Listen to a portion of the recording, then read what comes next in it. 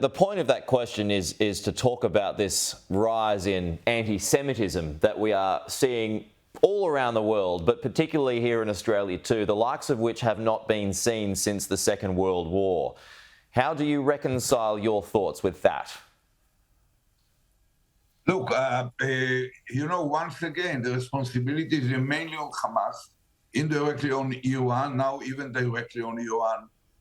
This ring of fire is supposed to shake Israel. If you look honestly into the 7th of October a year ago, it was unprecedented barbarian attack that no one experienced. It's like you can't have this problem because you're surrounded by ocean, but assume that you have a neighbor just behind your border who would massacre, mutilate, rape, kind of burn, let's say 3,500 Australians. It would be something that would shake the whole Australian community. Yeah. Israel had been established in order to avoid exactly this kind of events, and we failed to do it. And now whoever kind of initiated has to suffer the consequences. But how do you feel about this rise of anti-Semitism and governments' muted response in terms of cracking down on it? Look, the anti-Semitism had always been, it's still here, and it might rise and go down according to developments. In the world, there is a growing polarization within many advanced countries in the world.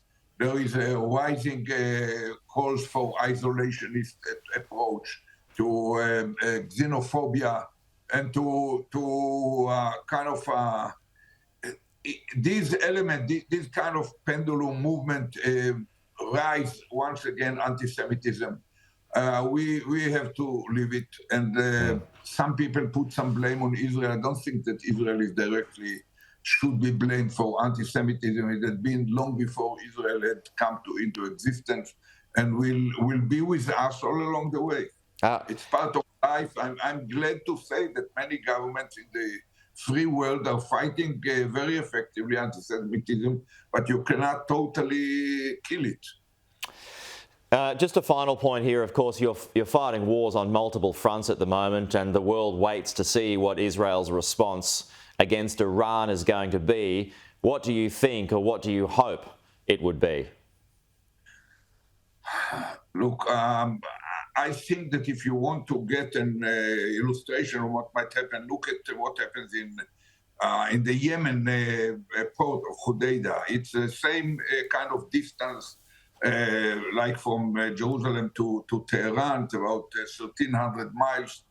And when we hit there, we hit the major port, we hit the oil storage operation. So it can be on economic target, it can be on military target, like production line of ballistic missiles or kind of place a storage of ballistic missiles. The same can apply to drones. There are some who talk about hitting the Iranian nuclear facilities. That's something that Israel can try. I don't believe that it's something that the Americans will be happy to hear about, but no. Israel is an independent country. It might decide the government to hit it. Problem is, of course, that Israel can cause certain damage, but it cannot annihilate the whole nuclear military plan of Iran.